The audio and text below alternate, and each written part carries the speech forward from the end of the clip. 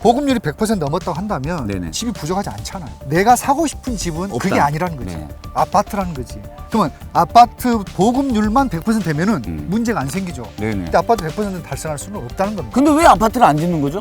불과 한 2년 사이에 엄청나게 그 신축 아파트 물량이 많이 쏟아져 나왔거든요. 네네. 그 다들 어르신분들도 다 뭐라 얘기냐면 집이 넘쳐나. 이 집이 넘쳐나면 당연히 공실 생길 거고 가격 떨어져 이렇게 말씀하시는 거예요. 네네. 넘쳐난다는 것은 그냥 다른 표면적으로 보이는 것뿐이지 내가 살고 싶은 아파트는 신축의 지금의 아파트들이거든요. 맞아요. 그런 아파트는 부족하죠. 네. 그러면 이 시장 가격을 누가 주도하겠습니까? 부동산 가격을 아파트 가격을 누가 정할까요? 아파트 가격이요? 정부가 정할까요? 아니요. 뭐 사고 파는 사람들이 그렇죠. 움직이는 실소유자 국민들 네네. 원하는 국민들 실소유자에서 움직이는 그런 자유로운 시장입니다. 네네. 다만 이게 불공정하고 어떤 문제가 생겼을 때 정부가 살짝 개입하는 거거든요. 네. 공급이 늘어날까 말 거냐는 네네. 그 정책적으로 부동산에 대한 어떤 규제를 할 것이냐 문제거든요. 자, 부동산의 규제를 완화하겠습니까? 아니면 더 규제 강도를 높이거나 이 정도 수준으로 계속 갈 것 같아요. 우리가 후보들을 판단할 때도 이 사람이 부동산 정책에 대해서 어떤 말을 하고 있는지 그 팩트와 그 진실을 찾아낼 수 있어야 돼요, 국민들이. 그냥 얘기하면 좋은 것처럼 들린다. 이 숨어있는 네. 내년 전국의 매매는 2%, 네. 수도권은 3%, 지방에서는 1%씩 각각 매매가 올라갈 것이다. 지금도 만약에 사놓게 되면 뭐 나의 미래를 위해서 사건 아니면 뭐 당연히 하실 수 있는 투자로 이렇게 사놨다고 하면 앞으로 내년에 어느 정도 이렇게 딱 오를 것을 예측할 수가 있나요?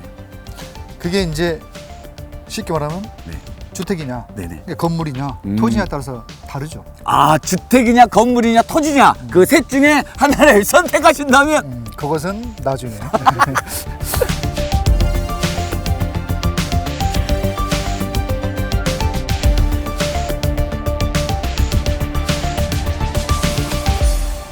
자, 그러면 2022년의 동향 2022년도 이건 어떻게 바라봐야 할지. 네, 뭐 제가 현상을 분석할 수는 네네. 있어도 뭐 또 문제가 발생했을 때 처방할 수 있지만 예측은 정말 어려운 일입니다. 그래서 이제 저희 다 주관적인 생각 플러스 네. 어떤 객관적인 지표, 그다음에 이렇게 긍정적으로 보는 부분, 낙관하고 약간 좀 비판적으로 보는 부분 모든 것을 다 같이 네. 말씀을 드리면서 여러분이 조금 판단에 도움이 되셨으면 합니다. 그럼요. 일단은 뭐 전체적으로 이제 그 세계 글로벌 시장 네. 보게 되면 헤럴드 경제에서는 이렇게 발표한 내용을 보니까 내년에 그 세계 부동산 시장이 사상 최대 호황을 누릴 것이다. 네네. 그래서 특히 아시아 태평양 이쪽 지구로는 오피스 시장. 네네. 그래서 이제 뭐 이 오피스 시장이라는 것이 상업용 건물을 말하는 거예요. 네. 업무 상업용 네네네네. 이런 것들이 굉장히 엄청나게, 강세가 올 네. 것이다. 이렇게 얘기를 하고 있고. 그러면 이제 국내에서는 어떤 계속적으로 공급을 해줘야 되는데 네. 공급에 어떤 문제가 생길 것이다. 따라서 우리 대한민국은 그런 오피스 시장이 약간은 조금 주춤하지 않겠냐 이렇게 좀 전망을 해놨다고 해요. 근데 뭐 제가 봤을 때는 그 업무용, 네. 상업용 빌딩, 그다음에 물류센터 이런 것들이 계속적인 거래량이 늘면서 네. 그런 부분들 돈이 돌면 당연히 다른 그 토지라든지 이런 부분도 같이 영향을 줄 거 아닙니까? 네네네. 그래서 이제 그런 부분이 과연 작년에 이어서 올해도 갈 것이냐. 근데 이 부분은 사실 조금 낙관하기는 좀 어렵다. 네. 이미 이제 뭐 물류도 다 만들어졌고 그 전처럼 똑같은 기대는 어렵지 않겠냐. 두 번째는 이제 그 금리입니다. 금리. 네. 금리가 부동산과 굉장히 문제예요. 밀접한 상관계에서 있기 네. 때문에 부동산의 어떤 가격을 예측할 때 금리를 많이 이용했단 말이죠. 네네. 근데 이제 이게 아까도 제가 말씀드렸다시피 더 이상 절대적인 그런 어떤 영향 요인은 아니다. 금리가요? 네. 지금 현재 기준금리가 한 1% 된단 말이에요. 네네네네. 기준금리가 1%면 아마 2020년 8월에 0.5% 2분의 1로 가다가 네네. 올해 8월, 11월 사이에 해서 이제 1%가 됐거든요. 네네. 그러면 기준금리가 1%면 대출금리도 몇 프로가 돼야 돼요? 1%가 돼야죠. 그렇지, 돼야죠. 네네. 근데 대출금리가 몇 프로죠? 몰라요. 한 3.5% 정도 네네. 된단 말이에요. 엄청나게 올랐어요. 그러면 이제 이미 네. 금리와 대출금리가 어느 정도의 그 갭 차이가 좀 적어야지 되는 건데 이게 이제 완전히 그 시장에서 왜곡되는 거죠. 네네. 그럼 그 기준금리가 의미가 없는 거죠. 그래서 그러한 왜곡 현상이 계속 발생하고 있기 때문에 이 금리만 수치만 가지고 이게 뭐 0.25% 올랐다고 해서 뭐 전체적인 부동산 시장이 들썩들썩할 수는 아. 없지 않냐 이렇게 보는 거고. 아, 교수님 그렇게 바라보시는군요. 네. 그다음 또 내년도 역시 이 금리의 왜곡 현상, 그러니까 기준금리하고 대출 대응금리 이것들이 계속 조금 차이가 나는 이런 현상이 계속 발생할 것이고 네네. 그렇다면 우리가 큰 차이가 없지 않겠냐 이렇게 보는 겁니다. 특히 또 미국도 지금 금리를 계속 올리는 시기만 지금 계속 보고 있거든요. 네네. 그래서 뭐 전문가들은 내년 뭐 8월 뭐 이쯤 돼 한 번 더 올리지 않겠느냐라고 하고 있는데 이걸 테이퍼링이라고 합니다. 그래서 네네. 양적 완화를 좀 축소하는 이런 정책을 계속 하면서 금리 인상을 지원할 겁니다. 뭐 예전부터 우리 대한민국은 미국이 올리면 좀 따라서 올리고 눈치 보고 올리고 네네네네. 그랬는데 이번에는 과감히 우리가 과감하게. 먼저 올렸어요.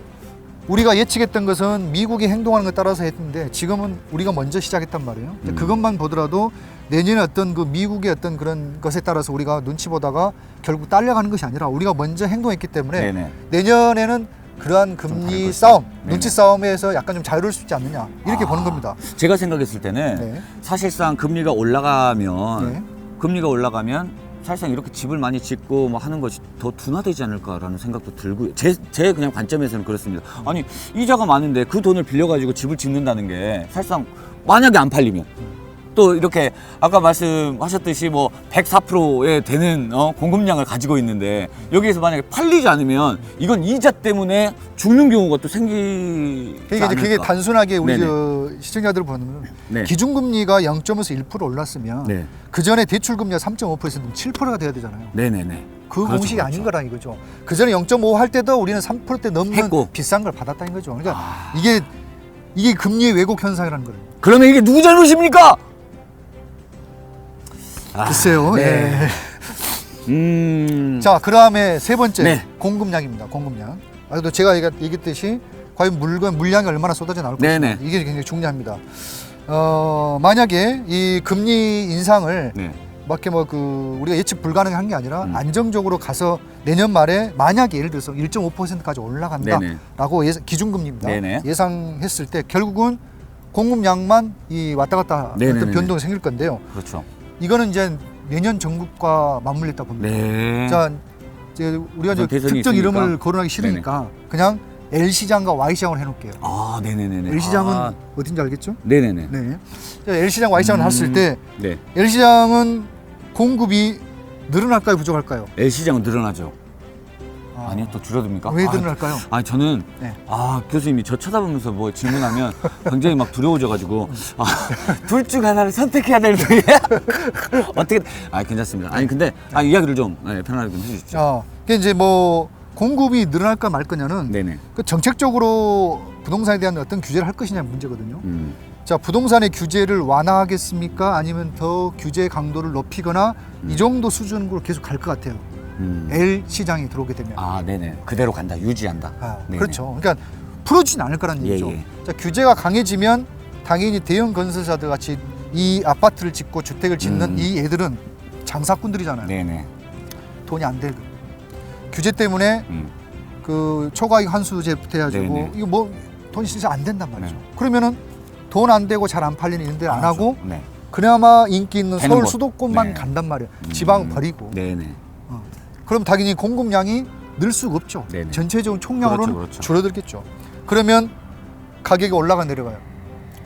또 지역이요? 아니 공급량이 지금은 늘어나지 네. 않고 결국은 부족할 것이다라고 네네네. 예상한다면 그러면 올라가죠. 그렇죠. 네네. 올라가죠. 그래서 오히려 어떤 분들은 네. 이 L이 집권하게 되면 네. 부동산이 뭐 못 산다 이렇게 말하는데 그건 잘못된 생각일 수도 있습니다. 오히려 오히려 괜찮게 더 나갈 수도 있다 이거죠. 아. 그의 그 사람의 의지와 관계없이. 네. 반대로 Y 시장 네.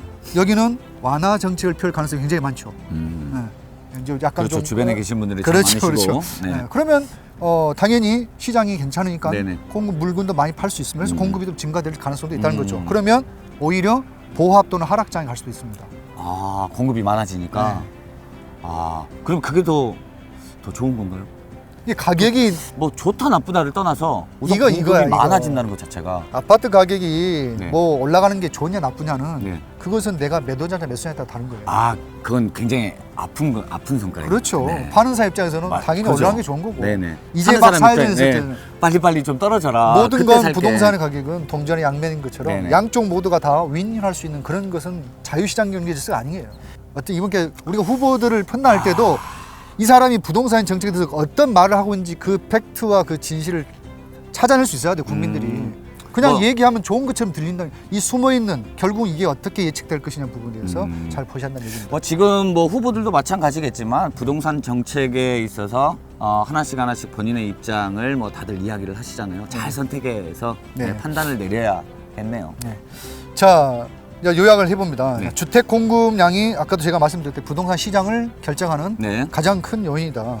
자, 그러면 이렇게 규제 일관도의 규제 정책을 계속하게 되면 결국에는 공급량이 줄어들 수밖에 없어요. 네네. 공급이 줄어들게 되면 문제 심각하게 되겠죠. 그래서 장기전은 회피할 것이다. 그러면은 공급량이 당장 이제 감소가 된다고 했을 때 아까도 얘기했듯이 대형 건설사들은 돈 되는 곳에만 네네. 집중할 것이고 양극화였던 그런 초래 현상이 발생할 것이다. 네네. 야, 그런데 공급량 문제뿐만 아니라 우리 부동산 시장 그 영향 자체로 봤을 때 네. 자꾸 금리 가지고 얘기를 하고 네. 코로나 자꾸 얘기를 하고 네네. 그렇죠?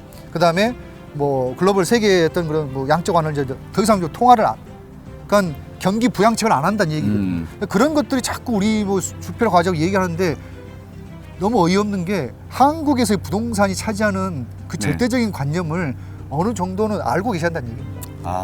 네. 영향을 줄 수가 없어요. 이게 모든 게 19년부터 다 나왔다니까요. 네네. 그게 영향을 줬으면 잠깐이라도 주춤하거나 완전히 확 떨어졌어야 된다. 그런 야, 경우였어요. 부동산은 다른 세상이네요. 다른 세상 그냥 완화돼 있지 이렇게 기복적으로 움직이는 게 아니라 그냥 순순하게 한 걸음 한 걸음 걸어 나가는 그런 세상. 차원이 다른 신세계. 네. 네. 차원이 다른 신세계. 네, 그래서 공부가 많이 필요합니다. 네네. 그냥 우리가 보는 일반적인 수치나 이런 방법을 판단할 수 있는 그런 영역이 아닌 거죠. 자, 그러면 네. 한국건설산업연구원 거기에 네. 이제 집 짓는 연구 네네네네. 거기서 이제 리포트를 한 전망을 봤더니 내년 네. 내년. 전국의 매매는 2%, 네. 수도권은 3%, 지방에서는 1%씩 각각 올라간다. 매매가 올라갈 것이다. 그러니까 결국은 이제 포인트 차이가 크진 않지만 네네. 낙관적으로 보는 거죠.